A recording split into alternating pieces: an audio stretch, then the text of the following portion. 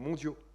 Et vous allez après vous balader, si j'imagine pour votre boulot ça vous arrive, vous allez vous balader ailleurs en Europe, vous franchissez simplement la frontière même en Allemagne, voire même en Espagne, qui n'est pourtant pas un modèle complètement d'urbanisme, mais les alentours de villes sont très différents ailleurs qu'en France, où là c'est vraiment exacerbé. Dans n'importe quelle taille de ville et dans toutes les entrées de route, vous allez avoir systématiquement des structures qui sont liées à l'automobile, systématiquement.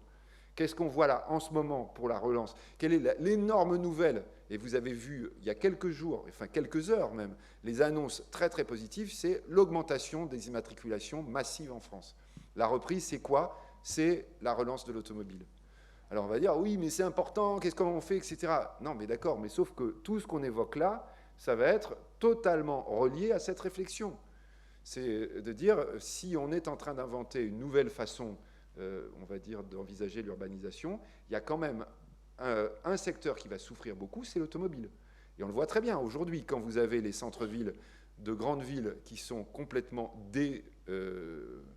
automobilisés, donc on va dire, enfin, dans lesquels il n'y a plus d'automobile du tout. Piétonnisés. Voilà, ouais, piétonnisés, mais pas forcément, parce qu'il y a des transports doux, etc., ou des bicyclettes, ou des choses comme ça. Ce qu'on retrouve, ce qu'on disait dans le reste de l'Europe, immédiatement, vous avez des pressions du lobby automobile, en disant, mais là, ça ne va plus du tout, on ne peut plus garer, on voit bien baisse des ventes très forte dans les régions, je vous assure, du point de vue politique, ça remonte très très haut, en disant, ça ne va pas du tout votre truc, là, votre centre, machin, regardez la baisse des immatriculations dans telle ou telle région dans laquelle vous avez tout fait pour sortir l'automobile.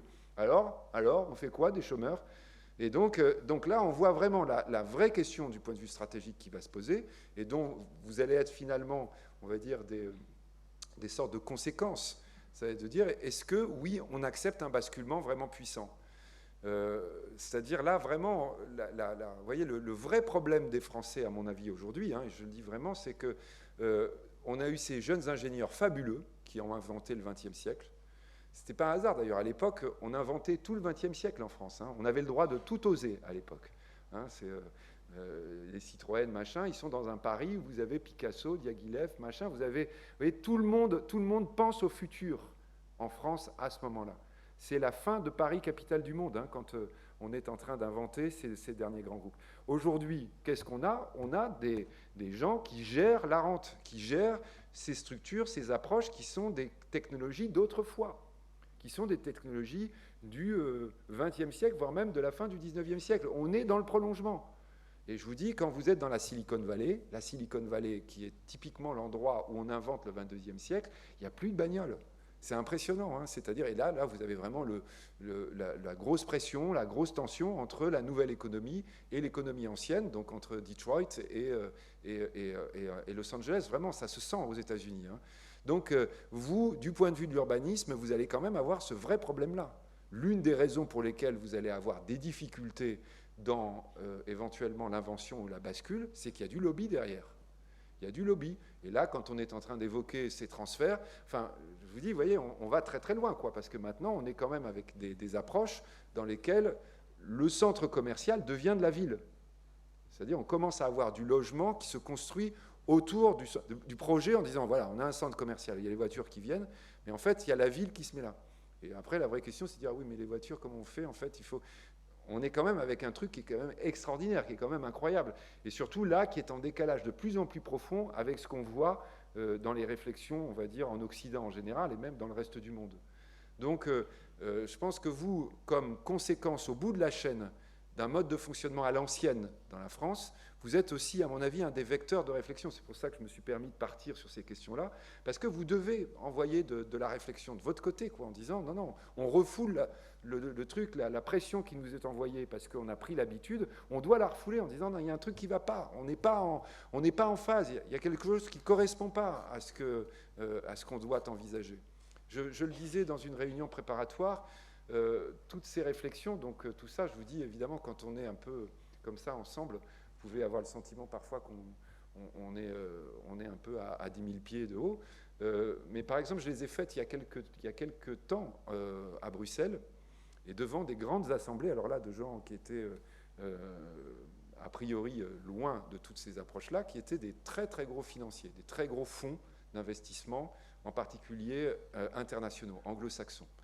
Et ils m'ont appelé après en disant, écoutez, nous, ça nous intéresse beaucoup. On est des fonds de pension, par exemple, des fonds de pension anglo-saxons. On gère des dizaines de milliards tous les ans.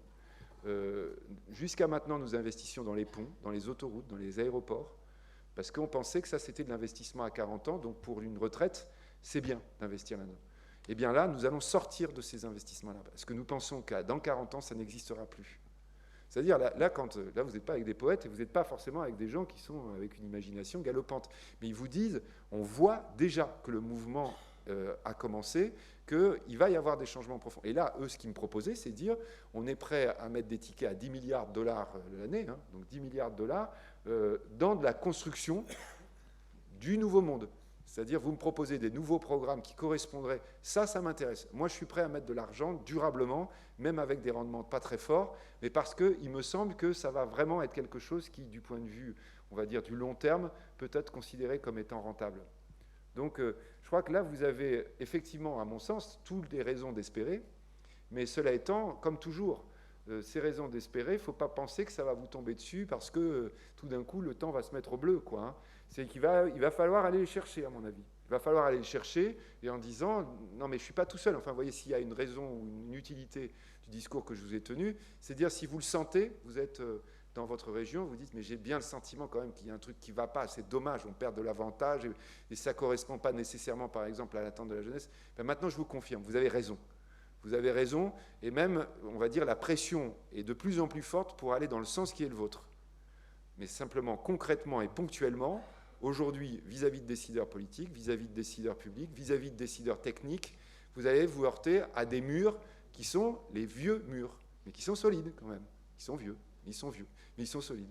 Donc, il faut arriver effectivement à dire ne nous trompons pas d'époque, quoi. Ne nous trompons pas d'époque. Merci beaucoup. Alors, il y a un truc aussi, il faut reprendre ce qui a été dit.